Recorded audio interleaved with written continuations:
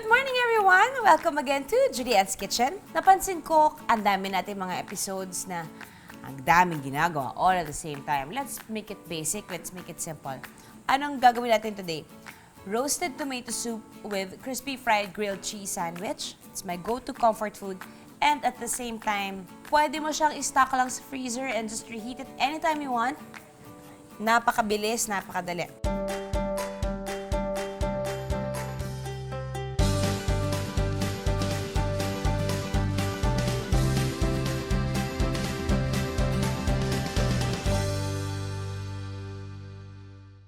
Uunahin natin yung tomato soup kasi madali lang gawin yung grilled cheese eh. Turuan ko kayo ng few techniques kung paano magiging crispy yung grilled cheese ninyo without adding panko breadcrumbs. Oh my God, ang added ng panko breadcrumbs.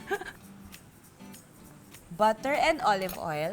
Kasi nga, para hindi nasusunog ang butter. Uunahin natin yung soup kasi kailangan siyang mag-caramelize. You can get roasted tomatoes in can. Pero ito yung tomatoes na gusto ko because it's plump and juicy, garlic, and then onions. Yung onions natin, ika-caramelize natin siya. As in, parang dapat medyo brownish na siya. Kasi doon lalabas yung natural sugars ng onions. So, habang hinihintay natin ang mag-caramelize ng onions natin, we have here our crouton cube. Naka-cube na yung cheese natin. Coat natin siya ng breadcrumbs. Panko breadcrumbs. Pepper. Egg. Ayan. Nagkakaroon na ng konting brown-brown yung garlic and onions natin. Yun yung kailangan natin mag-caramelize siya. Konti lang, hindi masyado because pag sumobra ng dried herbs, nagiging lasang lupa siya. Garlic powder. You just like that. Cheese. Lagyan natin sa egg. And then, lagyan natin yung celery. Hindi lahat kasi naman celery soup yung ginagawa natin eh. Nakikita niyo yung mga brown sa gilid na yan? We have to make it kiss-kiss kasi dyan natin makukuha yung added flavor niya. So, hintayin naman natin mag-soften ng celery. Ganun siya ka medyo patience is a virtue. Okay, lagyan natin sila dyan. There. Ayan, makapal na yung coating niya. Yung croutons na kinote natin, ilalagay natin sa freezer or sa ref para mag-bind siya together. Magagawa na natin ito sa kanila kuya para makamove on na tayo. Got it? Yes, marami kami dito. Kasi kung hindi kami marami dito, patay na ako by now. Lagyan na natin ang ating plump, juicy tomatoes in can. Yun. And then, dyan natin sila i-mash. Though, if a food processor naman natin to, gusto ko lang lumabas na yung lasa ng tomatoes para mag-caramelize siya kagad. Then, we'll add our herbs. Ang ginagawa ko sa time, yung ginaganon, pinaggigigilan ko muna siya para lumabas yung amoy niya, yung lasa niya. And then, basil. Again, hindi ko niya kailangan i-chop kasi if a food processor naman natin to. Yung herbs ang magdadala ng extrang flavor and dimension. Palalim na ng palalim ang vocabulary ko, guys. Flat leaf parsley, okay? Hindi curly parsley. Kasi yung curly parsley, na naman siyang lasa. Naglagay tayo ng konting chicken stock.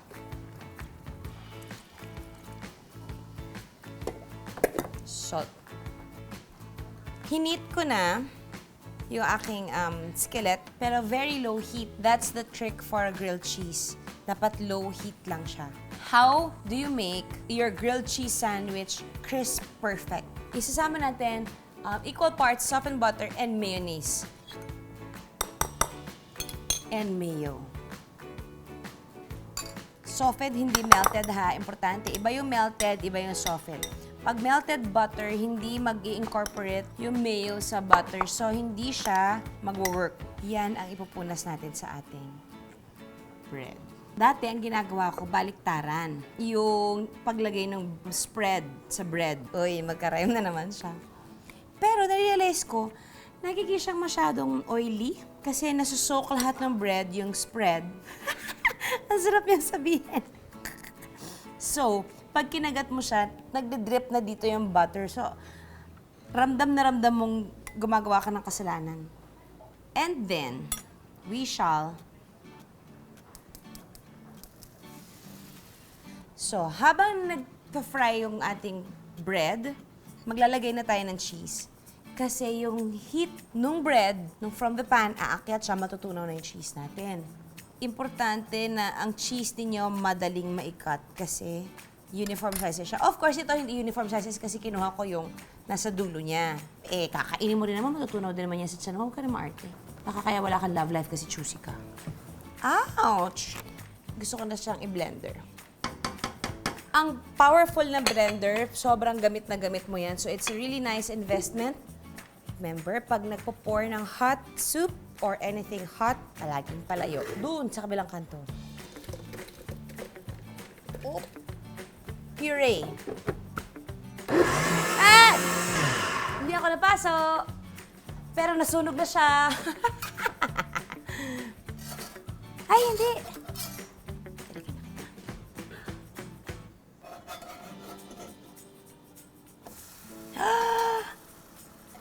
Ang i-achieve nating crust ito. Itong part na to. Okay. Yak, ang dumi. Parang nalasing yung blender. Ganyan yung puree na gusto mong ma-achieve, pero sana hindi nyo ma-achieve yung kadumihan ng aking kusina. Ang gagawin natin, maglalagay tayo ng parmesan. Mas cheesy, mas bongga. Tadam! Balikat siya dyan. So yung salt niya, yung saltiness niya, sa parmesan ko kinuha. Aray! Sabi ko lang, ayoko mapaso eh. Hindi nga ako napaso sa bibig, sa paa naman ako napaso. We will add our cream. Spanish hot paprika because I want it hot. Don't you? Wish your girlfriend was hot like me. Dagdagan ko kaya ng garlic powder. Para mas garlicky. At ang tomato soup, habang tumatagal, para siyang adobo, mas lalo siyang sumasarap.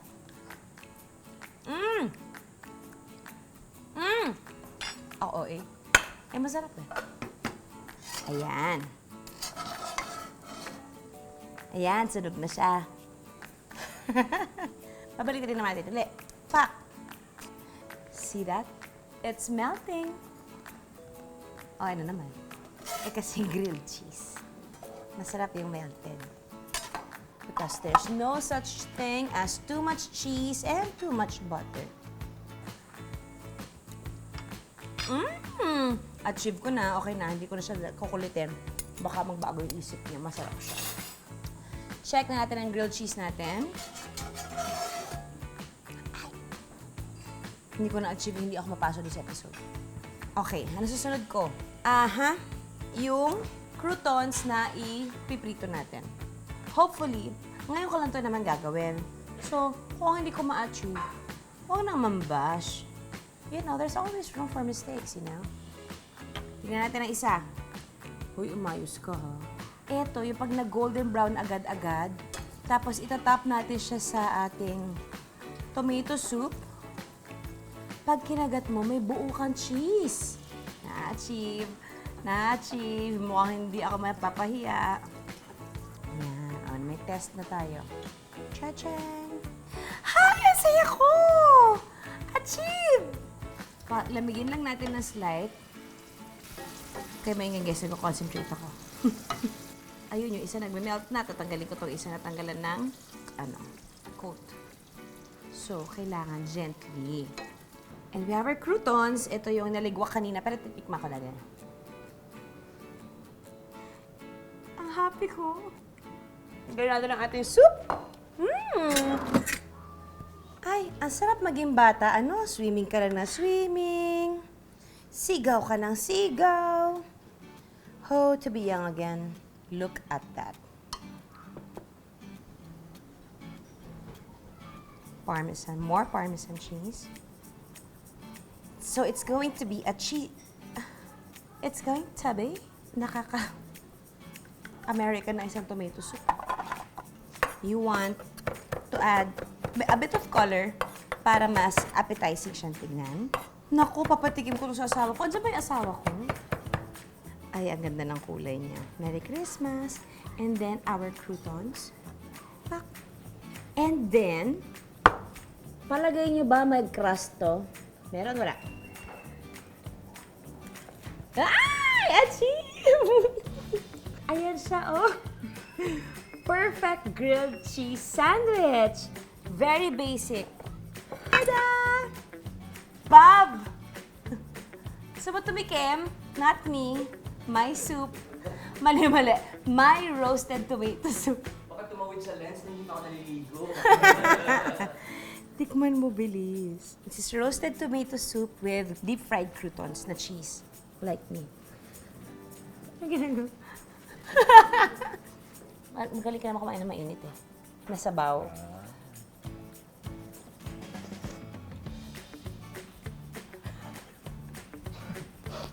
Masarap! Sa mga cooking show, di ba?